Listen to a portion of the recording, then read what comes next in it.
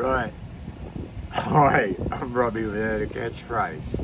This is an important instructional video on how to trim your vessel for sea. If you've been watching previously, viewers, you might have noticed I've just filled the water tanks up on one side of the vessel.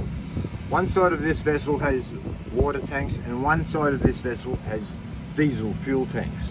Apart from other things that I'm carrying like stores, food, you know, blankets, ropes, under lockers, sheets. So anyway, when I'm loading, I make sure the boat's trim is horizontal. I make sure there's no list.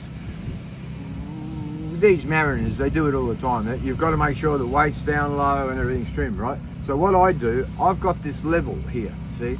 And I'll put the level in the companionway. You can see here, this part of the boat is level. Also the floor, the cabin sole is usually a place that's going to be level because boats don't have level, square, flat or anything, right? So the rules don't apply, but this rule does apply. As you can see, I'm not quite plumb, right? So my mast is not quite upright, it's over a little bit like this, see? This is caused, this is interesting point. This is caused because I've got water on one side and I've got diesel on the other side, right? Now, any scientist will tell you that oil is lighter than water. That's why oil floats on top of water, right?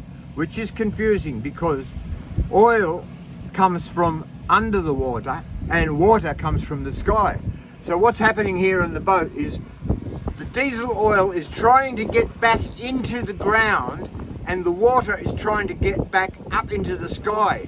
And that's what's causing the boat to lift. You might think it's the weight, but no, viewers, that's not the scientific fact. The fact is that the diesel oil wants to go back to where it came from, and so does the water, and it's causing the boat to go like this.